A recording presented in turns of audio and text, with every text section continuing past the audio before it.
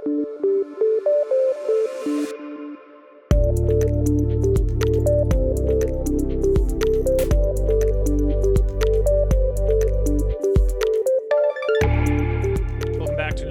Podcast. I'm your host, Brian from Kingscrowd, joined by Scott Kitun, advisor, Kingscrowd advisor, Retail Joe. What are you, Chief Business Officer at GigaStar? So Chief Strategy Officer now, given that I have another title that's added, because I need to have titles. Let me update this while we're in it real time. Retail Joe's back. Managing partner of GigaStar Capital. We just launched a new fund. So I am sliding over from the partnership side of business part of GigaStar proper to more of the strategy and overarching where we're going as a business. But I'm excited to join you as Retail Joe for the most part. Awesome. Well, congrats on that. And actually, that's going to be the topic for today. So each week we cover, as you know, what a shock. All the news happening in the online private markets, though. So sometimes we will do deal reviews. We'll do different updates in the news, acquisitions, new offerings, that sort of thing. This week, we wanted to chat about a trend that we have been talking about, I think, in recent weeks. That's the launch of more and more funds in the private space for, especially for non-accredited investors. In some of the recent pods, we've talked about, the Fundrise Innovation Fund, the AngelList Fund. We talked about that USVC last week or 2 weeks ago.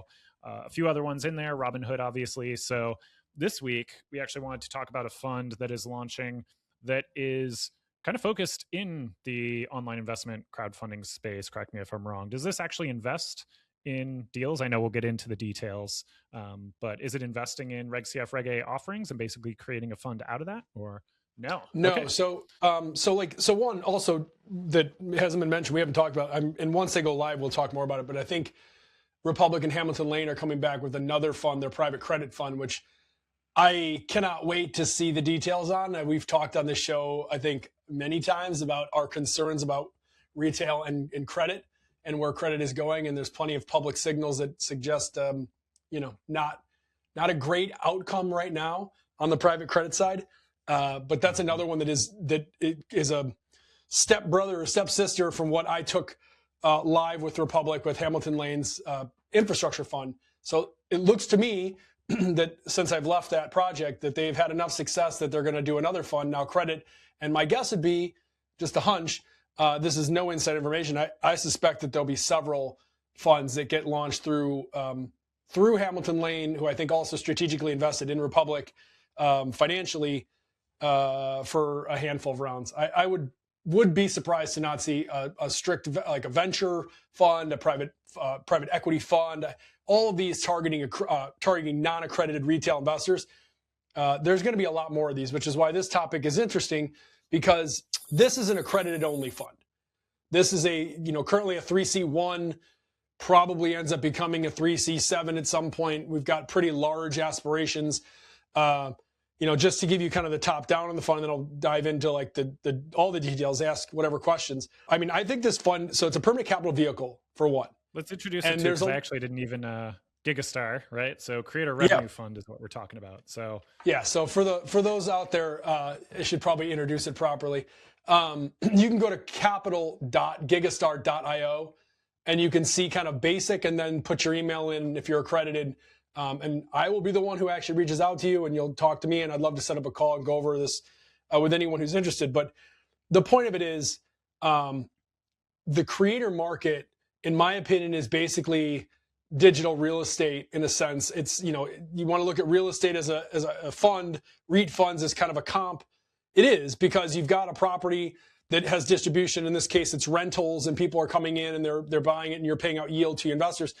This is the same thing, and this is what GigaStar has been doing since its inception, right? Is that you can invest in a creator's revenue stream, and that's what this fund is for. It's capturing revenue streams, and it pays out monthly, just like the creator gets paid monthly. They pay out their portion to the investor monthly on GigaStar, the normal GigaStar Inc., which is for non-accredited and accredited and anyone in between. But the difference with that is, and I think this will change, and the fund will certainly help GigaStar continue to add larger, more well-known creators on the platform. The reality is, some of the creators who are turning out a lot of revenue just are really big. And in order to invest in them, you need $1 million, $2 million, $3 million, just coming up to them and saying, hey, why don't we crowdfund X percentage? No guarantee. It's a tough fit. And yet for the investor, and this is kind of really a summary of this entire conversation, Brian, is investors do better. This is why the funds are popular. Investors do better when it's not a one-off small investment in an unknown that's still early versus we're investing in a fund that's, 5 million, 10 million, 100 million of retail, billions in accredited QP invested capital into a handful of companies who have hundreds of millions of dollars, or funds that are invested in private credit, developments, real estate, whatever. The larger it is, the easier it is, I think, for a retail investor to plug in and have pretty decent success. They're basically, maybe it's a slightly different set of economics, but like reasonably so. And they get to basically, kind of like latch onto, and I don't mean that in a negative way, but like latch onto the momentum and the money of the institutional groups. It just seems like that works better than coming in and saying, hey, I want to be one of, I'm $5,000. I might be the only 5,000. I may be one of 5 other 5,000s investing in this young creator. If the creator pops off, cool. Like that might be great and successful for me individually. But for the most part, you feel like there's not a whole lot of guarantees. It feels a little bit unsure. And so it's not to take away from GigaStar's core business at all. If you want to invest in individuals, continue to do so. The product will still be available. The secondary is soon, hopefully, be live by VidCon in June. All those things will still be in play and continue. What the fund does for GigaStar is it enables us to probably reach out to a bunch of these larger creators, invest in them directly, and then bring them either onto the secondary where you can access them, or if they want to run a side round, tied to our investment, they can run one for retail through crowdfunding. What the fund does for us is a permanent capital vehicle, which is an evergreen fund for most. I think that's the perfect model for this because it's a yield paying out long-term perpetuity contract.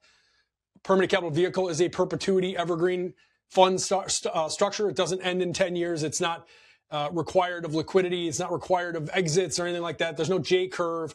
You're coming in and you're investing, and as the yield is returned and the value of our assets go up, the NAV goes up. There's no dilution. You can keep investing once again and again and again, and your NAV just kind of keeps, adding up or staying. There's ways for you to have secondary liquidity through our secondary, which will be live. So it's a very unique fund. The thesis of this, and then we can jump into all this, but the thesis of the fund is pretty simple. Look around. There's not a ton of exits and IPOs. One. Much of what individual high net worth investors have had a chance to look at of late has been basically frontier, robotics, defense, AI models. That's kind of it. All the SaaS is dried up. All of the companies in the middle, they don't look super, like, put it this way, 10 years ago, the risk reward made sense. Now it's kind of questionable as to what the reward really is. The risk just seems the same or higher than, I would argue higher than ever. So what I looked for was, what asset could we bring to market that not only could you make your principal back in the first 3 to 5 or 6 years, but also still had an asymmetrical upside, meaning that the market you're investing in is growing at a pretty good clip. And in the case of creator economy, 17+% CAGR right now. We've got creators who are doing, let's say there's 30,000 investable US-based human, not AI, channel creators. There's probably 2,000 making over $1 million. There's 7,000 plus that are making $500,000. There's another 10 to 20,000 that are making somewhere between $50,000 and $500,000 a year. And they're growing anywhere from 5 to 50%. So the underlying asset is not so much what you're investing in or what you're interested in. Although if they created a product or something, maybe that's the case. What you're really wanting is cash flow. And a lot of these creators, very similar to founders in the 2016, 15, 20, they're not liquid. It looks like a billionaire on paper, but as far as actual cash, they don't have a lot. And creators are the same way. The creator making $1 million a year is probably spending $300,000 on agents, representation, another few $100,000 on marketing. They don't make a ton of cash. And so when we go to them and say, I will buy 4 or 5x multiple, 10% of your revenue on just this one channel. We can expand into other channels, but like just this one channel, they're looking at making maybe $500,000-$600,000 in cash, $1 million in cash right now, and it's very tax friendly for them to do it that way as well if they were going to keep it for income. But if they want to use it to invest in IRL events or some other thing, it's just a much easier way for them to do it. So creators are very interested in it. Investors, in particular institutional investors, are really interested because of the fact that I am paying you every month. You took 10%, whatever that percentage is, you're getting paid every month, distributions. Many of these guys will make their principal back in 4, 5, 6 years, and everything after that's gravy. And so there's like a DPI, a yield, and an IRR all wrapped into one. On Thursday or Friday, I sent my first email out to kind of known accredited investors, and I already have 40 meetings booked this week from people, many of which, by the way, are subscribers and listeners of this podcast. So the interest is there, and the people want something that isn't a pipe dream that says in 10 years they'll get money. Like I'm going to pay you, give me money today. When we close our first subscription window, you'll start making money in 30 days. And that's just unheard of, I think, in fund land. I want to zoom out for a second because a couple things you mentioned I thought were interesting and a little bit different than what some of our viewer listeners might be used to. So you mentioned it was structured as a PCV, a permanent capital vehicle. I think a lot of people are probably familiar with like Berkshire Hathaway. You've at least like heard of this, right? If you know of investing, know of Warren Buffett. Berkshire Hathaway is structured as a PCV. I'm just curious, when you and your team were thinking about setting this up and you chose to structure it as that, was it the fact that some of these like that you had that revenue share component that made this possible versus structuring it more as like a traditional venture fund? Or maybe you could just talk, like when thinking about funds in general, what are like some of the pros and cons or the differences that like the investors might want to just be aware of with how like a PCV functions versus a traditional venture fund? Yeah. I mean, look, for starters, I looked at this, like I've been studying permanent capital vehicles now for a couple of years. I've long believed that if you're investing in something, the structure of the fund needs to match it. And a lot of times I feel like the incentives of a venture capital firm using a 10-year or an 8-year or a 12-year or extended into a 13-year forces an outcome at the end that may not be the best interest for everybody. And it sometimes is the founder, and sometimes, now more recently it's the investor. It's like you're putting a date out in the future and you're just saying like at some arbitrary time, these guys are going to hit their most value because historically this is what happened. And it's like, it doesn't mean anything. And also 10 years, it's like, it's a really long time, but it's also like kind of a short time. So it's like, what if your theory or thesis changes? Like, are you just, you're pot committed, right? Like this is what we're doing. Whereas permanent capital vehicle by nature and definition is going to evolve. It has flexibility. The asset that we're looking for, it just so happens is best suited for this, because while we do have 10 and 20-year contracts for revenue streams and channels, they are generally in perpetuity. And that's not to assume that every person we invest in is going to do this for 25 years. We hope that they do it a long time, but some will and some won't. Some will go out, some will continue to grow and add new channels. But generally speaking, if you're investing in something that grows in value over time, that the more money in the fund, the more deployed, the more cash flow coming in, the more chances for growth long-term, the more opportunity for us to have, like in this fund, I believe we could probably get to 300 million AUM if we really want to.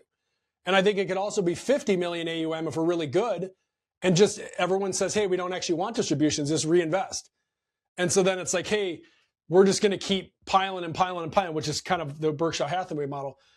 From early talks, I think most people in this current environment are going to want monthly distributions, but that doesn't rule out that we don't have a vote with our LPs in our committee and say, hey, 5 years from now, why don't we not do a new raise? Let's do one more formal window to take in another 25 or 30 million and then close it and just live off distribution, and we'll set quarterly redemptions or something. Like this fund style makes it like we're changing. Things are changing so fast, faster than ever in human history, that to put yourself in a locked box that says this is how we're going to operate forever, to me just seems detrimental. And then when you pair that up with working with an asset class that pays out monthly, it makes no sense to me.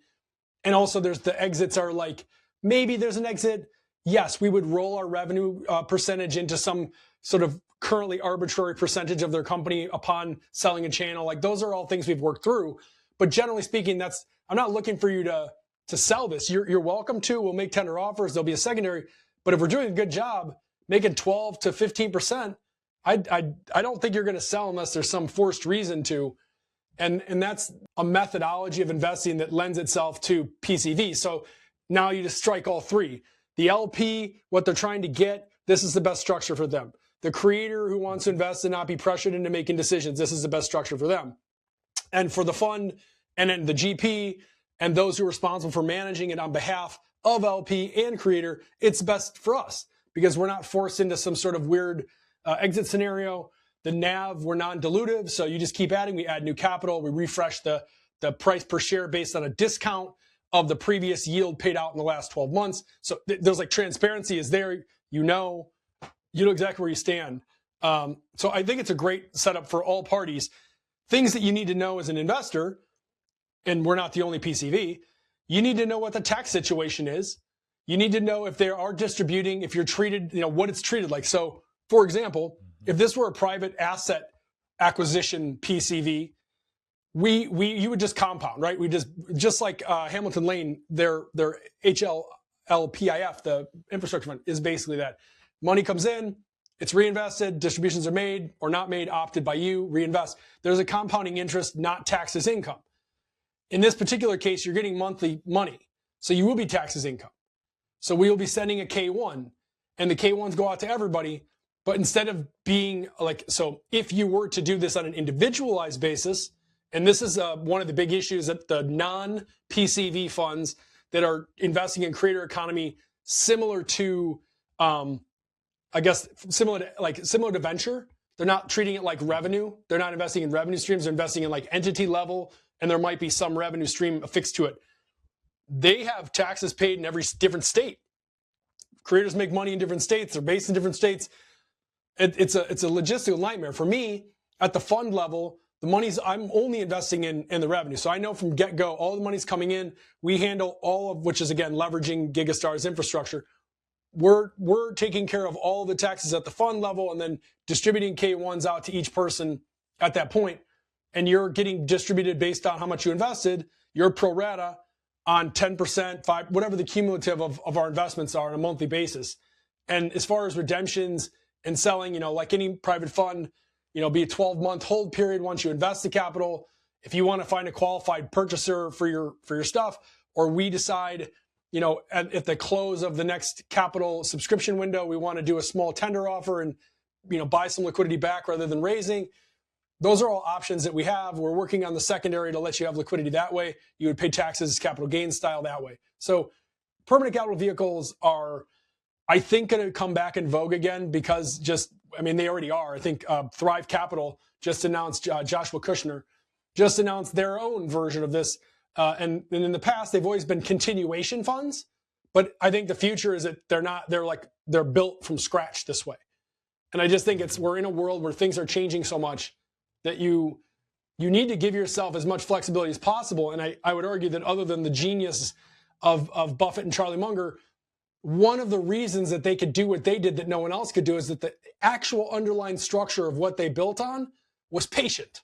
If I could rename GigaStar Capital to my own name, it'd be Patient Capital. We're in patient capital business. Right. What would Berkshire have been like if they knew they were on a 10-year ticking time clock to make an investment and get an exit by the end? I think that's when sometimes, right, you kind of force the companies to have to go along this trajectory of hypergrowth or fail because otherwise you can't make it fit and work for your fund. But I want to talk about one other thing, Scott. So, and I should make this disclaimer. This is not a sponsored episode. So we're talking about this fund from an educational perspective. So GigaStar was a sponsor at Investment Crowdfunding Week. I just want to make it perfectly clear. we're not doing like any sponsorship type agreement or anything. We're just digging into the details of this. I think it's relevant for investors. I think it's good education opportunity, and just talking about some of the different funds that are launching along some of the lines we've been talking in previous weeks. So zooming more out again for a second, we have been seeing, and we've been talking about this trend of more funds launching, both for retail, right? And when I say retail, it could be like this. It sounds like you're also getting institutional investors, but accredited, but also like the Fundrise Fund, the AngelList Fund, the Robinhood. One of the things we were actually talking about last week internally at Kingscrowd is how the launch of these, right, is in some ways going to be competitive for investment crowdfund for the individual issuers, right? Because if there's a fixed pool of investor capital to be able to go into some of these opportunities online, you can assume that retail investors who may have been investing in the startups on WeFunder, Start Engine, Republic, on Dealmaker, et cetera, may say, you know what, actually, I think I want to just go to this Robinhood fund. I'm just going to throw 10K there and leave it and, you know, let them do the work for me. How are you looking at this from a strategic perspective for GigaStar in terms of, you know, when you're launching this, do you see that kind of trade off, if you will, of like the pro and con of launching this, but it might reduce some of the demand for the other offerings? Or do you think, you know, in general, like launching more awareness, more funds is kind of that rising tide floats all boats? I'm just curious in your launch of this, how you guys are thinking about that. Yeah, it's a great question. And honestly, let's skip talking about the fund itself. If you have questions or anyone who's listening has questions, you can just reach out to me. Go to the capital.gigastar.io and just reach out and we'll handle it that way. This is the most important conversation, to be honest. It was it still is a little bit of an internal tug of war. One of the reasons that beyond just the obvious expense, doing a 40 Act fund is a very different thing. I'm not saying that this won't become one or doesn't have to become one or that we won't launch one. But doing a fund that is for accredited only was the way for me to quash any sort of, are we running into each other? Are we snipping off our nose to spite our face? Like we do retail, right? We do one-off. Not every person we invest in the fund is going to list on GigaStar's portal. I hope they all do, but that's not a mandate per se. So we of course want that. And then of course it rises, you know, the rising tide lifts all boats theory goes in there. But that's not the point. The point of this is that there is, in my personal opinion, this is not the opinion of GigaStar. This is my opinion. The opportunity that is sitting in the creator market is so massive that institutional is they're like Guggenheim Brothers just launched a $150 million fund. Slow Ventures has their own creator fund. Like there's a bunch going into it. There's just a lot more durability in the income now. And I think once you look through the prospectus or whatever, you'll see the numbers look very similar to funds of the 80s and things that you're familiar with. This isn't some new thing. It's just a different asset. So that being said, accredited was my way to go. I want institutional capital because institutional capital does rise all boats across retail and otherwise because it provides more value and more cash, more interest.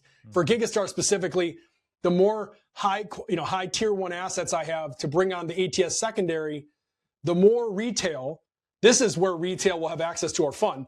They will be able to buy the individual assets we've invested in via the secondary, which to me is an even lower barrier to entry than a crowdfunding because on the secondary, you have all the information. Unless you're a subscriber to Kingscrowd, you don't have all the information on all the companies that are raising. When you go on a secondary, they're listing it. They have to. Like the person who's owning it, selling to you, you have the ability to ask for whatever you want. So there's more transparency. There's more, in my opinion, it's more protected. You get to buy more on a unit basis as opposed to you have to buy like a minimum of 500 or 1,000, whatever the number is. So I think it actually helps in that way. Going zoom all the way out on the funds. Forget about this fund. If you're looking for analysis, there's so many AI tools that it's like you could like carve up every single company on the planet. And if you were to compare it, if I were to compare this to the top 500 companies in the stock market, it's going to make them all look like shit.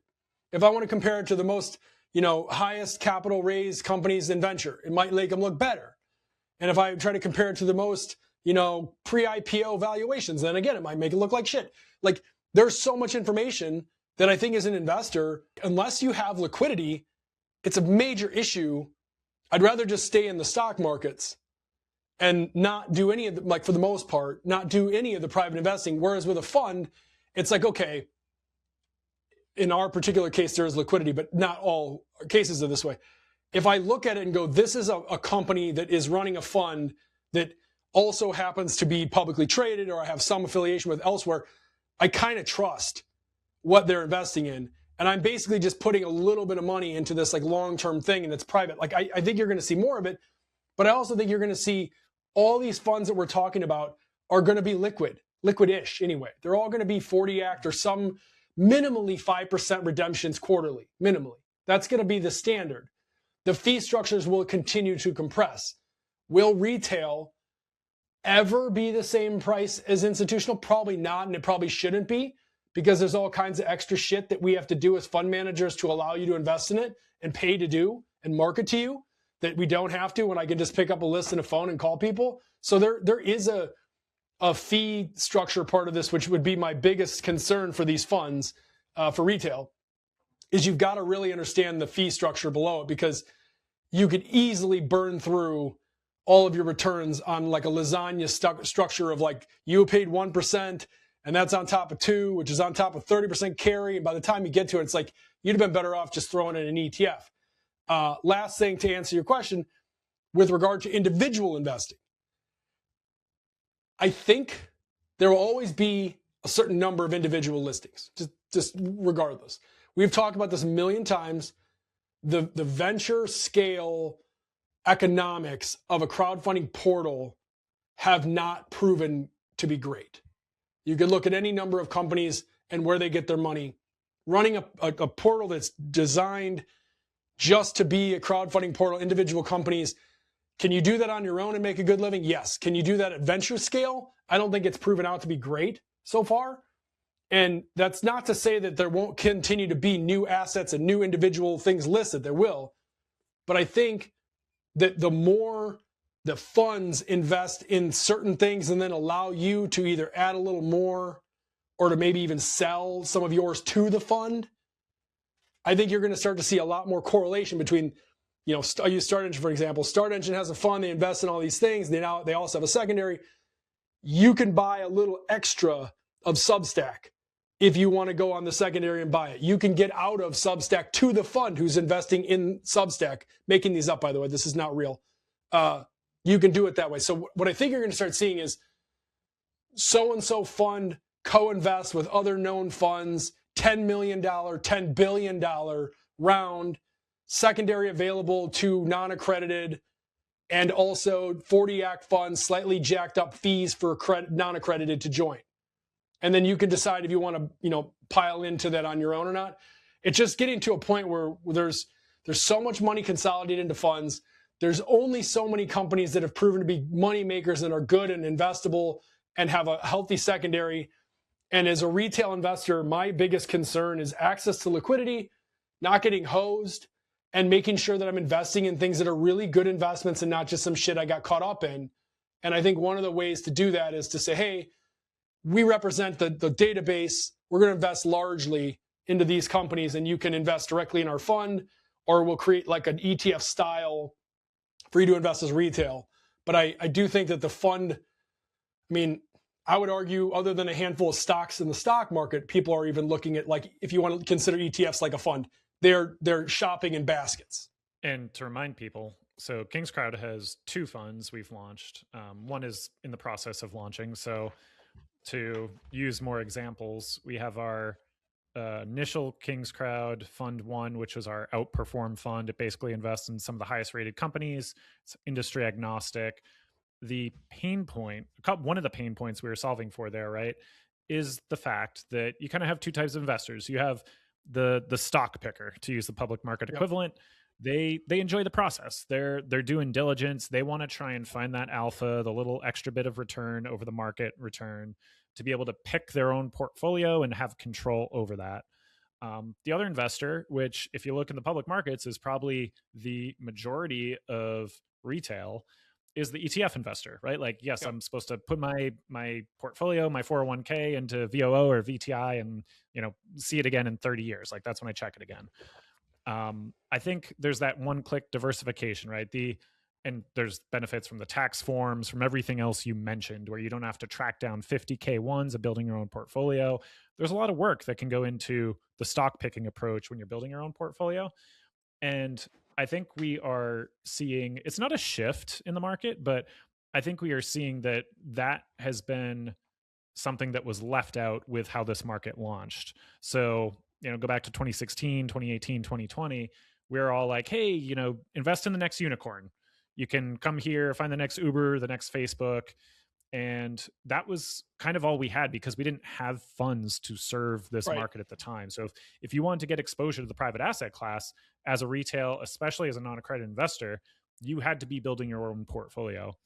I think we're at this, it's not an inflection point. We're at the point now where the industry is maturing, where these funds are being set up, where it's another option for investors to be able to invest and get exposure as an asset class, which, going back to what you were kind of talking about, I think it's a good thing because I think it's going to bring a bunch of people in who would not have been wanting to spend their own time to pick their own stocks, to be able to track down their own portfolio, track down the K1 forms and everything else. Now, that being said, I think there are also probably some investors who we've talked about who have been doing this for, 5 or 7 or 8 more years like you and I have. And I'm not putting us in this bucket, but they're like, hey, you know what? Like, I've made a bunch of investments at this point. I've got a base portfolio. I kind of just want to let it ride, or I want to see where it goes. So the reason I bring this up is, as an industry, I think, and as an issuer, if you're thinking about raising capital, like it's a little bit of a shift on the supply side from investor capital, where, speaking from a retail perspective, I know we were also talking institutional, but from a retail perspective, these investors have more options now. And so if you are looking to raise capital, just understand that there are some funds like the Kingscrowd Fund and our other fund, the Profitability Fund, that invest in these deals that are being offered online. But in addition, there are all these other retail, I'll say kind of like tangential to the online private markets, but like the Fundrise Fund, Robinhood, et cetera, that is going to be vacuuming up some of that investment demand, the investment dollars that could otherwise be going to this. So I'm hopeful. Like we're both still hopeful. We're building this market as we talk about. Like, again, someone who just tuned in may think this is all doom and gloom, and we're like, yep, no, the industry. That's not what we're saying, right? There's more options coming for investors. There's more opportunities for founders if you're looking to raise capital to get it from funds as well as from individuals. And I think it's building a more robust ecosystem with the secondaries, with everything we've been talking about, where we haven't had that yet.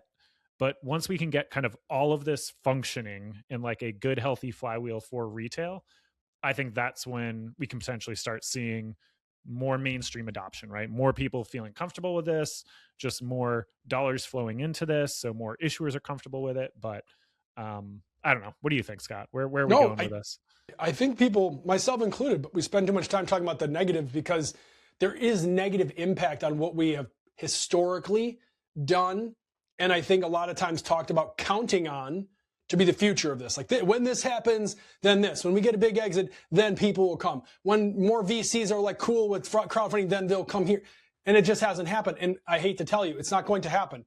We were wrong, I think, in some regards on what we expected to happen because that was what history looked like. That's how it looked in the past. What we didn't count on was AI. What we didn't count on is you made 2 points in that literally like spell this whole thing out. The first point is you said, similar to public stock markets, there's stock pickers and there's ETFs, and the ETFs are the majority, right? By that very definition, to venture, and when I say venture-backed scale, I mean like billion-dollar plus companies, not, Scott and Brian's crowdfunding portal that we happen to one-off. Microventure is a great example of this. Like they've done incredibly well, Bill just kind of rolling along his own pace. The scaled up version, the start engines and the republics and all that, who are just exclusively focused on a certain asset type inside of crowdfunding, they're going to lose and have a hard time because of what you just said. There's only so many stock pickers. That's not the majority. There's a bunch of people who like it, but that's not the majority. What the majority wants and what the majority does is they like herd mentality. They like to pile into things and feel rest assured, if I lose my money, everyone lost their money. That's just the way we are. And so to me, that is the evidence that all I need to know, that if you're in the crowdfunding only business, you are going to need to have either the most elite companies that are listing on here that you've diligenced to the point where you're basically like Michael Burry's Substack, where you're telling people like, this is like Pitch Reviews 2029, where I'd come back out and tell you I've been digging through the entire earth and I personally brought the handful of companies to crowdfunding because they're so good. You need to be that like, and then you charge huge monthly fees for people to get access to your deals. Like, it would have to be this kind of like niche thing. Otherwise, you're better off in funds. On the other side of this, you made another point, and that is that investors have more choices than ever. That continues to be the case, and it's going to continue to be the case. But ironically, founders and asset holders have less choices than ever. They are looking at less and less funds that if you were to dig down through all the paperwork, you'd find out that the feeder fund is actually A16Z wrapped in another fund's name. And that the majority of fund-to-fund deals, which provide almost no management fee or anything, that's just basically just a carry fund. So a small fund, it says we're 50 million, 25 is Sequoia, no fee. So really we're like a $20 million fund. So you do the math on that, 1 or 2%, we're looking at like a staff of 2. It's a tiny fund. So they're just basically grabbing the back end of any early deal, which ultimately will end up being one of the big 25 funds. And so the founders have less choices really. And everything is so networked out that they're taking money from large funds because the large funds are the ones that have all the money one way or the other. And so you've got less on one end, you got more options on the other, and you've got a bunch of money. So all the fund managers are trying to figure out what kind of financial product can I spin up next? What partnership can I do with Republic to offer this to retail? How can I do this over here? How do I do it for sports? How do I do it for entertainment? We're already seeing PE do it with sports programs and sports companies and sports networks. Like this is all happening right in front of us. I'm entering the space with GigaStar Capital as the media version, the modern media fund. It's just one asset class. There's a bunch of different asset classes. And so I think you're going to see a lot of fund products. I think you're going to see the pressure on the fund products to have better unit economics for retail, better like retail versions of all these things. So like when we look at what is the future of crowdfunding, I think the future of crowdfunding is that every single major fund you can think of is going to have retail access one way or another. And it's like at that point, it's just shape-shifted. The industry is not cooked. There will be individual deals. The more a fund invests in a particular company, the more they can clearly spin out a non-accredited ECF version of investing in that company as well. So like, to me, I think you're going to just see the regulatory environment that we've been talking about for a decade kind of just sit right underneath the wing of these big funds. And it's like, this is institutional class I. Here's class A advisor, RIAs, now investing through retirement from the Genius Act and EO 1430 or 14330 or whatever it is. And then here's ECF, 1440 Act, or sorry, 1940, whatever, 40 Act fund for retail. They're just kind of all going to sit there. And then it's like exchanges that people can trade in. And I think every single fund, whether you're institutional or you're the lowest end of retail, the writing on the wall is really clear. Bring me liquidity. If you don't have an opportunity for liquidity that's reasonable, I don't care whether you're retail or accredited, you are going to have a hard time existing. So I think the future of this is actually quite bright. But I think we are moving into a different era. And I think a lot of the technical things and pressures, political pressures, are making it come in. Scott, I agree with all your points. It's one of my worries, and it's not really a worry, and it's an opportunity for Kingscrowd and others. But if there's dozens of funds out there, it becomes almost the same kind of puzzle for investors to figure out of like, well, what do I invest in with all these different options? How do I understand it? They're not going to be experts on what's a 40 Act and what's 3C1 and all the different exemptions and this and that. So I think the market will still need to figure out, how do we make this accessible to the average person, right?